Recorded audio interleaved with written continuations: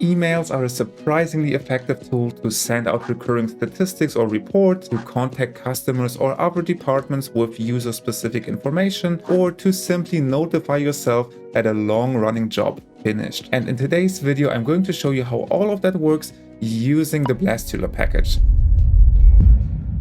The first thing that we have to do is to create an email. That's super easy using the compose emails function, and in there we can use the MD function to use markdown notation to throw in custom inline styles on the fly. We create an email by first loading the blastula package and then calling the compose email function. In there we can fill the email body with markdown text, and then we just stick in text that we want. Something like, "Hi there, this is an email to let you know that hooray, your long-running job finished," and some greeting at the end. And if you execute this thing, then you see in your RStudio viewer that you have an email on there. The plain text email is pretty boring, so chances are that we also want to fill it with data. We can fill it with tables, images, or some other kind of stuff we come up with. Here I want to show you how you can use my favorite table package so that you can include tables inside of your emails. To fill this email with data, we can first create a fake data set. Let's just throw in this code here and then check out how the data looks. So really it's just a one-row data set that has a job name, which is called my cool job, then a column when the job started, when it ended, and the amount of time it took. To get this data into our email, we can create an HTML table. One of my favorite packages that can create such HTML tables is the GT package. So let's load that, and then let's use the GT function and stick in our data set into this. And if we execute this, we see that we immediately get a table here. And you see that it is an HTML table because it is open in the viewer window. And now we can make this table a little bit nicer, just a tiny bit. Let's just throw this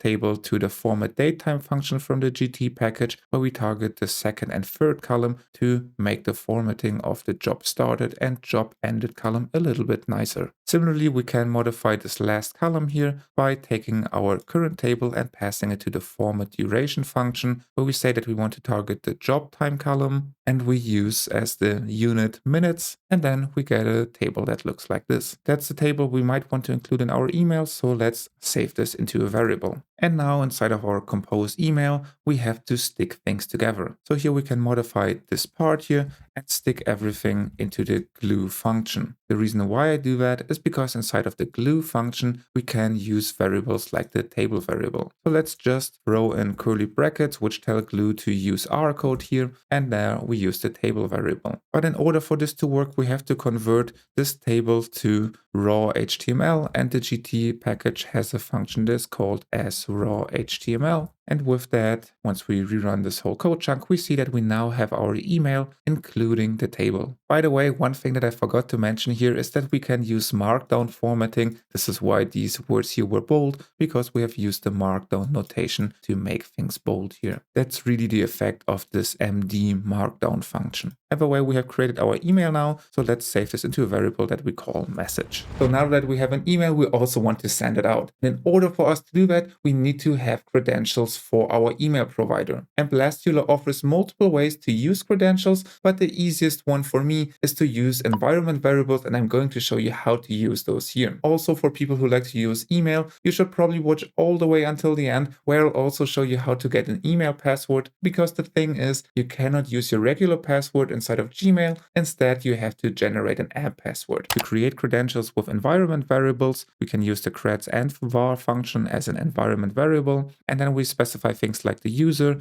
In there we stick in our email. Here I've hidden this in an environment variable as well, and I'll show you how to set these things in a second. We also need to specify in which environment variable do we save the password to our email provider, and what is even our email provider. And even though I want to use environment variables to both access the user account and also access the password, I use two different approaches here. And really the only reason why this happens is because inside of this function, we see here that the user argument is just the username, basically the email address. And if I save the email address in an environment variable with this name, then using this function here, I get this email address. But with this argument here, if we scroll down, we see here that we're supposed to use the name of the environment variable. So this creds env function will use the sys.getEnv itself, and therefore we have to specify only the name here. This is the only reason why things are different. So now comes the question, how do we set these environment variables. The easiest way to do that is to, inside of your RStudio project, go into the directory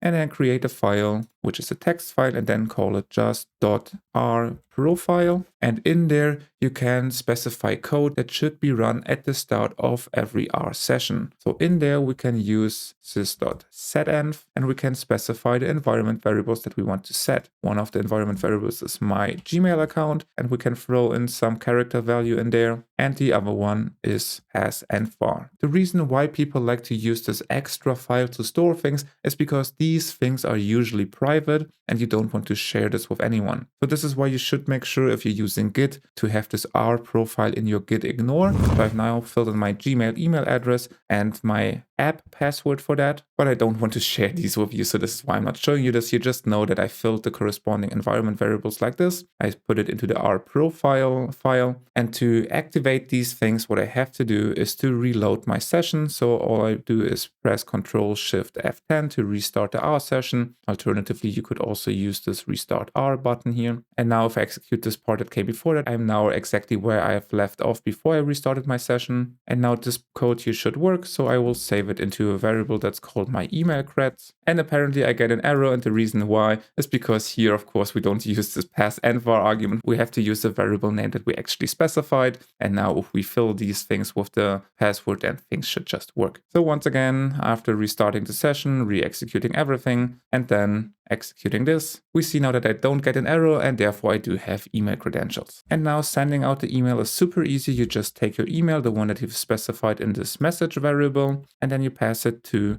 SMTP send. And in there you can specify things like who should get the email, from where do we send it, what's the email subject, and what are the credentials. So if we fill these things now, we can use these as the email credentials. We can just use as a subject test email. As a from email, we can use the exact same email that we've used before. And the email that we send it to could be something like my standard email address that you will also find on my website. And now if we execute this, hooray, we get a message that tells us that our email was sent successfully. Now for Gmail users, you have to be careful here. The reason why this worked here is because inside of my environment variables, I didn't actually use my password that I used to log into Gmail. Instead, what you have to do is to create an app password using this link here, where you log in with your Gmail account, and then you come up with a name, and then you generate some password, and then you can use this stuff here as the password that you use. But that's the important thing to know for Gmail users, and for other email providers, this whole pattern works pretty much the same. So with that, you should have a good idea of how to use the blastula package.